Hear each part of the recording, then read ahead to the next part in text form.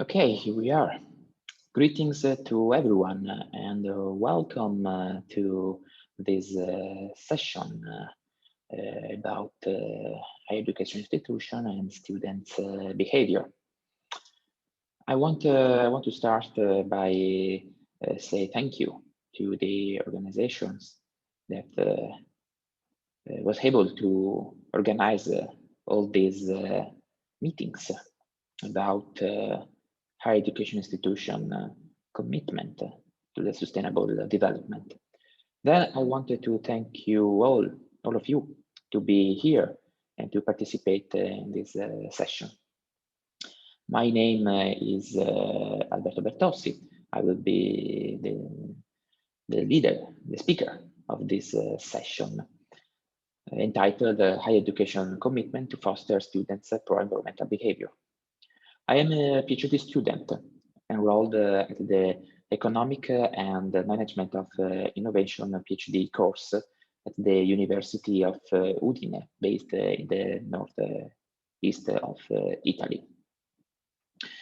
So this session is the goal of this session is to discuss together how higher education institution, how and if education institutions have been committed to foster students for environmental behavior.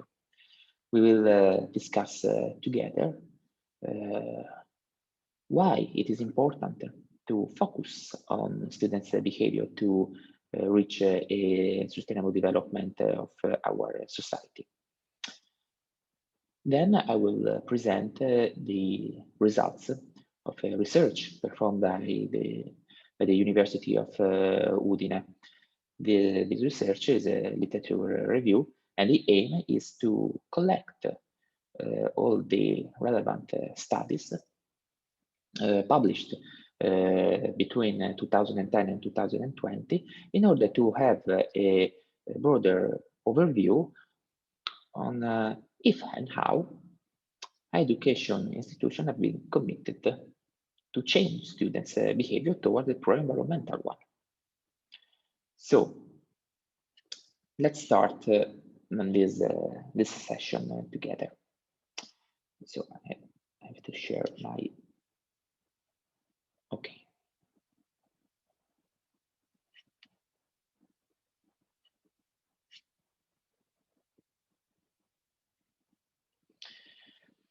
Okay. I want to open this session by citing John Kennedy. Almost 60 years ago, Kennedy said something very important, something we should always keep in mind. He said, the Chinese word crisis is made up of two characters. One represents danger and the other represents opportunity. The world now is facing many crises, and all of them share environmental, economic, and social aspects. There are many scientists and politicians who have been repeating for years that our current behavior, our current lifestyle is leading us to collapse. Just to name a few: Kate Raworth, the author of the famous book The Dawn of the Economy; John Rockstone, the author who identified the planetary boundaries from which Kate Raworth drew inspiration; and Antonio Guterres, who said that if we don't urgently change our ways of life, we jeopardize life itself, and many others. Especially Raworth and Rockstone explain how human activities have brought us and are taking us beyond the threshold of acceptability of some limits of our planet. For some of these limits, we have already crossed the critical threshold. For others, not yet. The impact of human activities can also be seen from this graph. I took this graph from Bloomberg.com. I invite you to search for this research. The black line indicates the observed soil and the ocean temperatures. The blue line indicates the contribution to the warming given by all the human factors, all the anthropogenic factors shown below. So land use, ozone, aerosol, and greenhouse gases.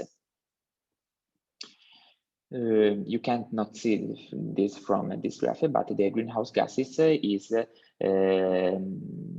most impactful factor, the one that is causing the most global warming, with all the consequences that can derive from it.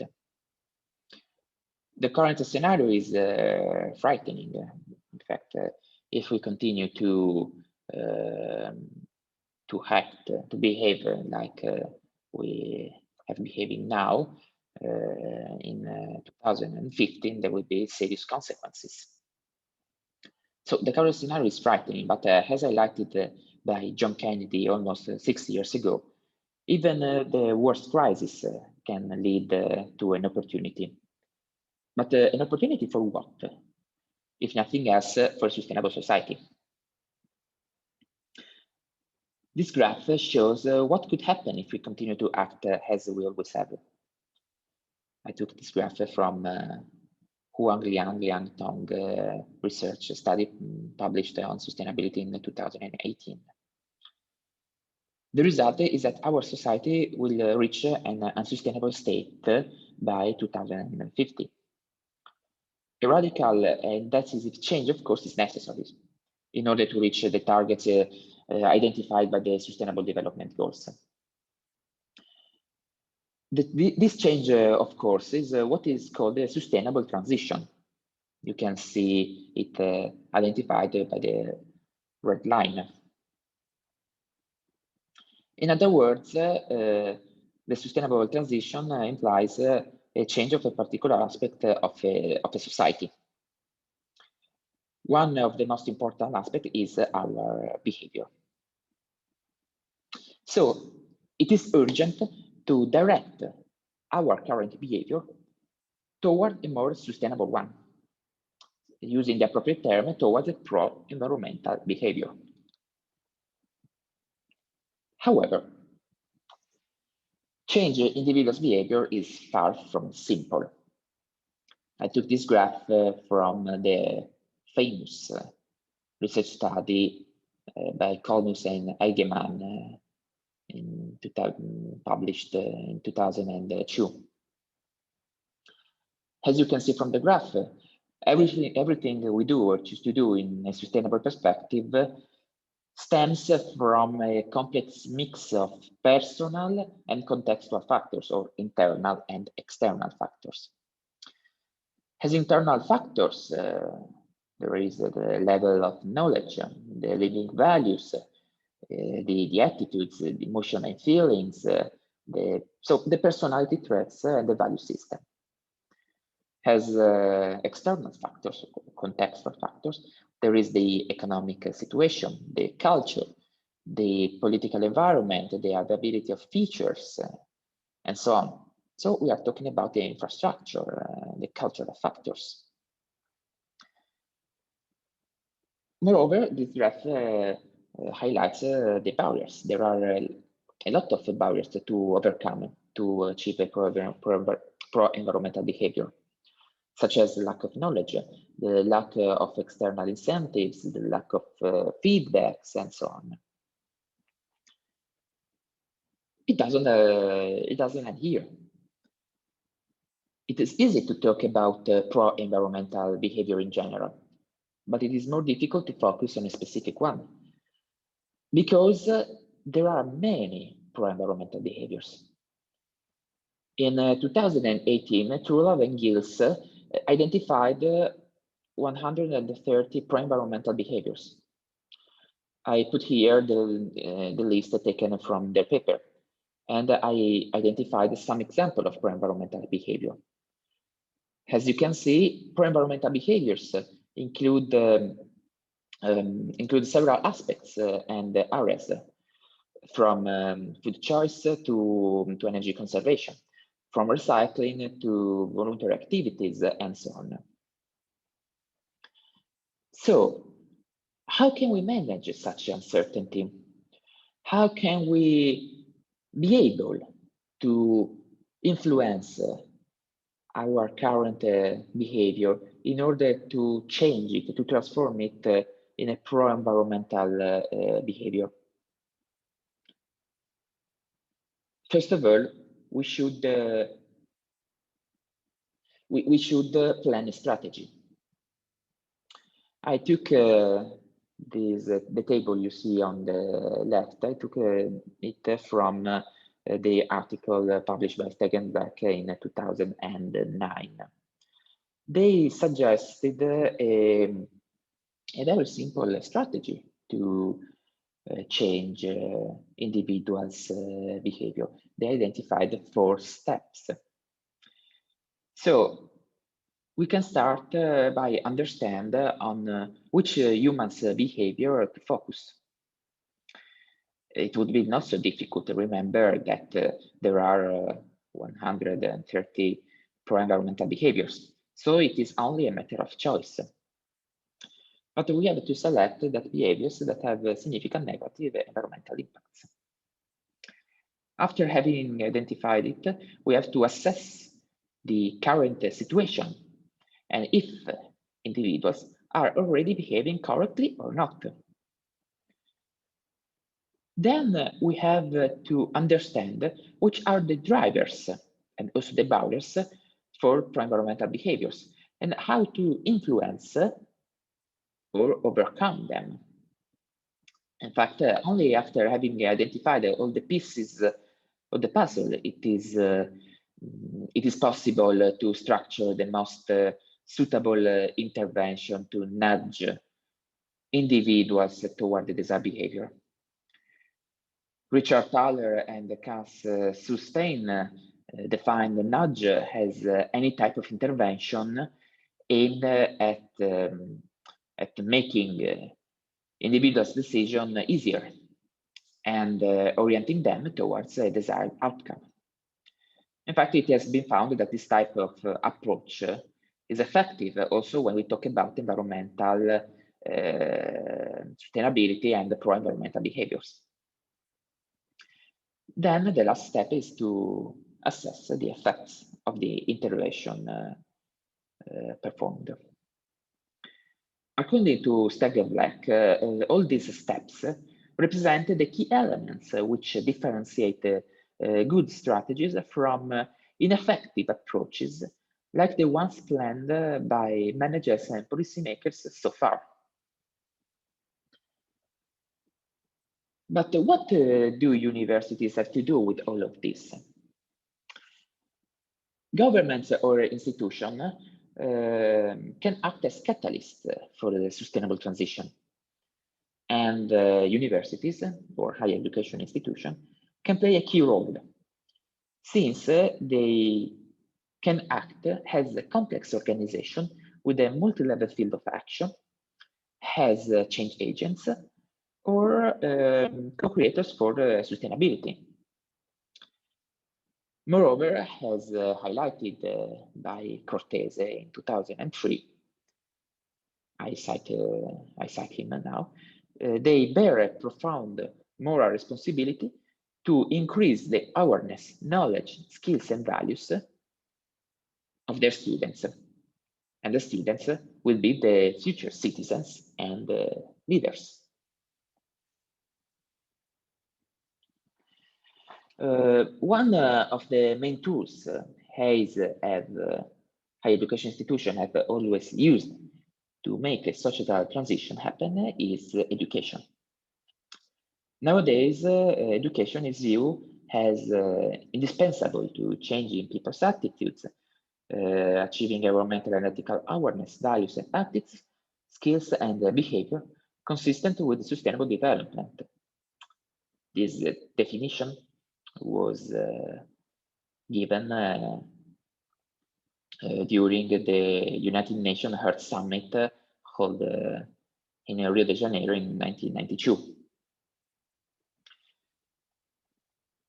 However, it seems as though knowledge acquisition alone is not sufficient to foster a sustainable behavior, since it focuses only on some of the factors that precede the behavior. Pro-environmental behavior will be possible, if you remember the graph created by Conus and Eigenmann. Pro-environmental behaviors will be possible only at the internal and contextual barrier overcoming, and supporting the education with other practices. So, the universities that want to contribute to a sustainable transition toward a prosperous society should set up a holistic strategy, have to plan a strategy that considers all the internal and contextual factors. This strategy is planned on the one proposed by Stephen Black.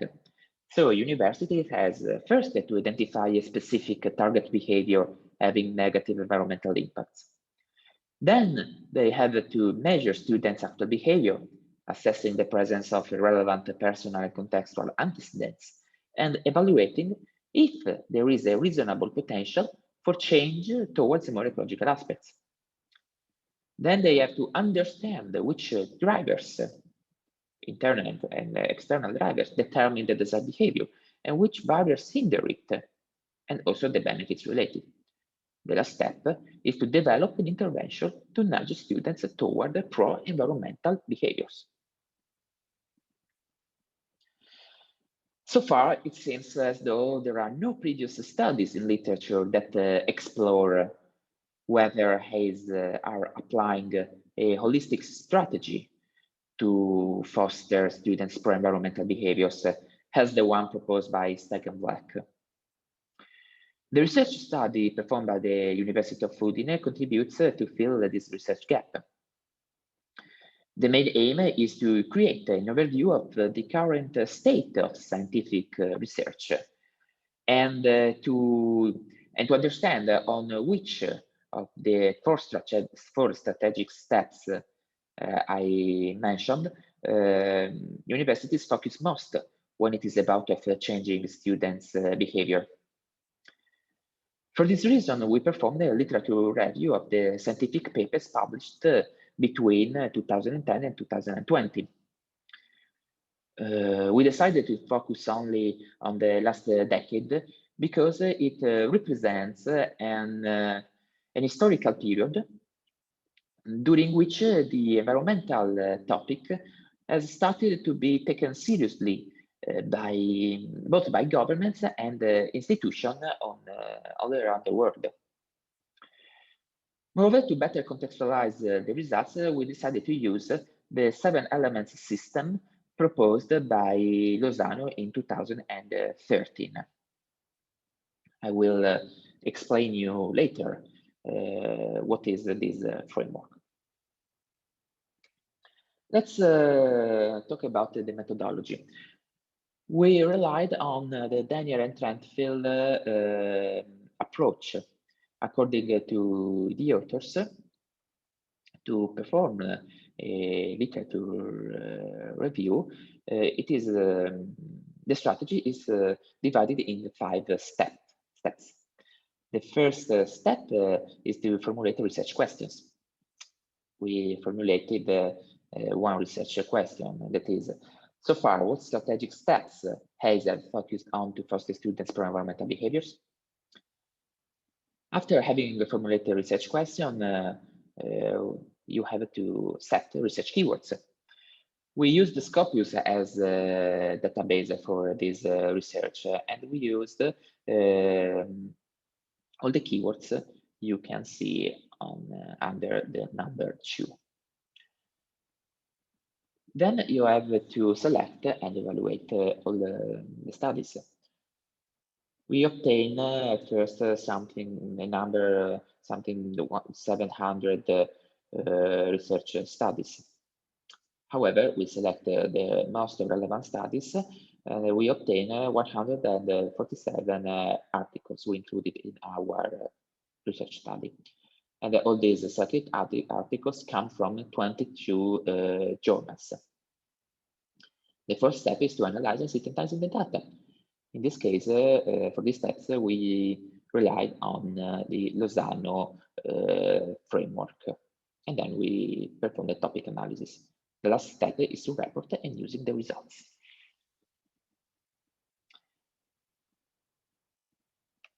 So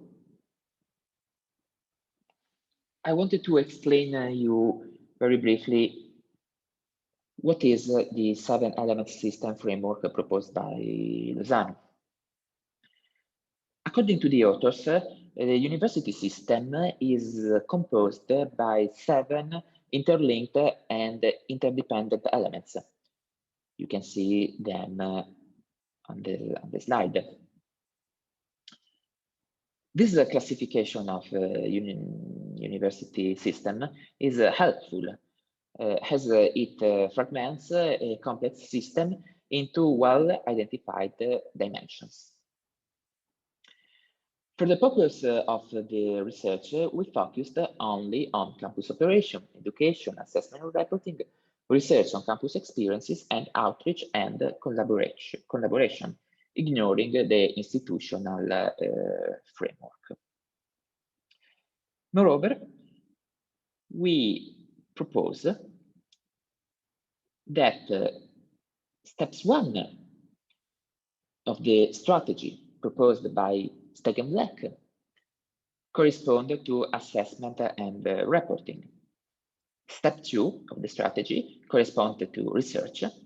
Step 3 corresponds to campus operation, education on campus experiences, and outreach and collaboration. We then consider the 4th steps. Okay. We included in the assessment and reporting category all the papers that evaluate students in terms of knowledge, environmental concern, attitudes towards pro-environmental behaviors, personal values, and so on. Moreover, we included all the papers that investigate if students engage in daily sustainable action, for example, waste recycling or energy saving, sustainable mobility, and so on. All the documents aiming to explore whether and how some personal or contextual factors affect or not students' pro-environmental behaviors have been included into the research category. All the remaining articles that make use of interventions and investigate students' behavior changes have been included in the remaining categories. So the education category concerns classic educational intervention, for example, sustainability courses or curricular reviews. Campus operation category includes papers that talk about interventions on the built environment, like the provision of recycling bins. The on-campus experiences concerns general sustainable activities set up for students, like cooking workshops.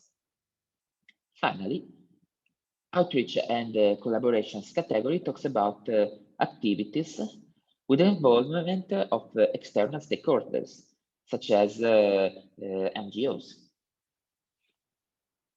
Okay. Let's now have a look at the results obtained by our literature review.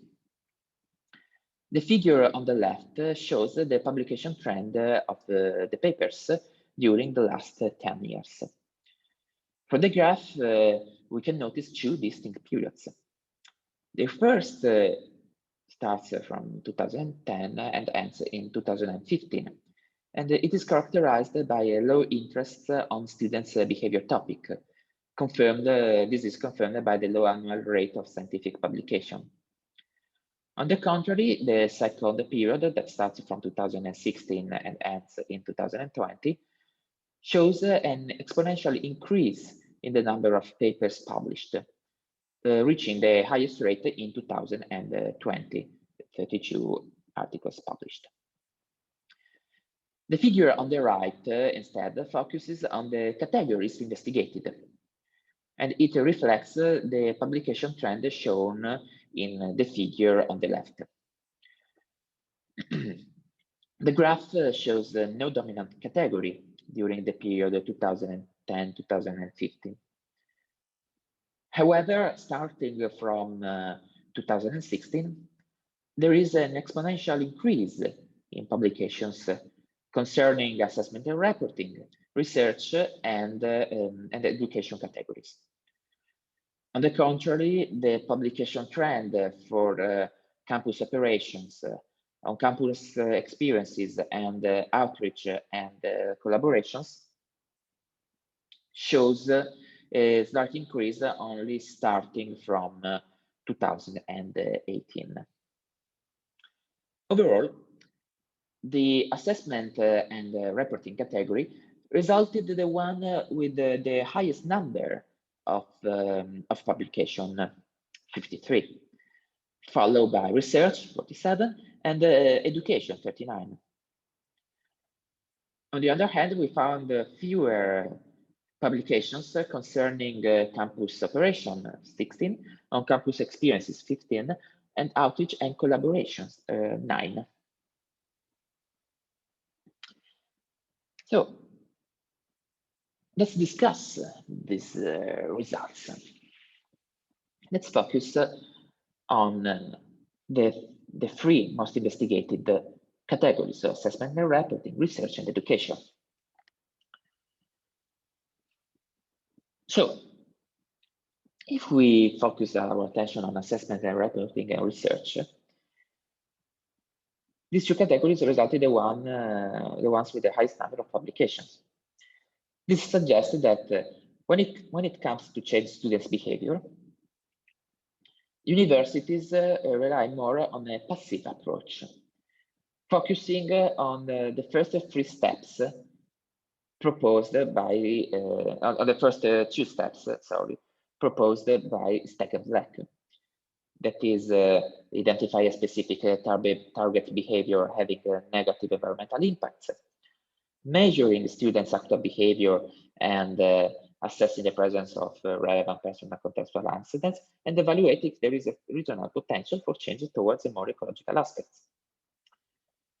And the second step is to understand which drivers determine the desired behavior, which barriers hinder it, and the benefits related. Within assessment and the reporting, it seems that the most common action is was to evaluate students on the basis of well-defined variables. For example, attitudes, level of knowledge, awareness, and perceptions. Within research, we found many research articles investigating how different type of variables relate each other, and if they are able to explain and influence a target behavior. For example, we found the willingness to pay, the environmental knowledge, and perceived effectiveness on students' green purchase intentions, the students' attitude, the subjective norms, and so on. This is for assessment and reporting and research categories. However, there is another category that is education, the third most investigated. And education is linked to the third step of Stack and Black strategy, that is about the interventions. So the results show that universities try to foster students' pro-environmental behavior mainly through educational interventions, which involve both the classical revisions of academic curricula with the inclusion of sustainable topics and the organization of courses and workshops. Most of the papers focused on giving students the broadest view possible about sustainable development in general. We also found a great attention on the development of innovative and transdisciplinary teaching methodologies based on active and exploration learning. In fact, from all the papers, we found that this type of approach can enrich knowledge can raise awareness, develop a sense of agency, and lead to the acquisition of competencies and influence students for environmental behaviors. So these were all of these were the most important categories we found. However, there are other categories investigated, even if in less number of papers published. This was the campus operation, the campus experiences, and the outreach and collaborations. As you can see, campus operation include papers that talk about the manipulation of the surrounding environment. For example, we found papers that talk about the provision of recycling bins, the parking fees, removing of plastic water bottles from campus. So these papers try to understand how universities can change students' behavior by the manipulation of the environment. The on-campus experiences included papers that talk about the involvement of students into campus life. In fact, there are many papers that discuss that the universities cannot reach sustainable status unless students are involved into the campus life. So it is about to plan not only a top-down programs or approaches, but also bottom-up approaches. We found papers discussing about the influence of cooking workshops, internship programs, compulsory activities, and daily challenges on students' behavior. Finally, there is the outreach and the collaborations category. This includes all the papers that talk about partnership with external stakeholders, for example, other universities or schools, the development of projects with NGOs, or agreement with municipalities. So, to conclude this presentation, what we learn from all these results? So, we learned that since 2016, universities have been responding to the call for a sustainable society.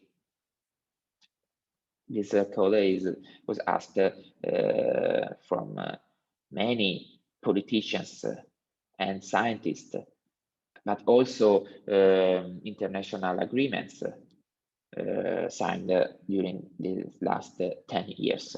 In fact, we can see from the graph that only after the 2015, the year of the Agenda 2030, universities have been committed or have been intensified their efforts to change students' pro-environmental behavior. However, our results show a compartmentalization similar to those found by other studies. I'm referring here to two studies in particular, one published in 2015 by Lozano, the authors of the 7-element system, and by Findler in 2019. They use in their works. They used the same approach we used for our current research study. They found that some categories were investigated more than others.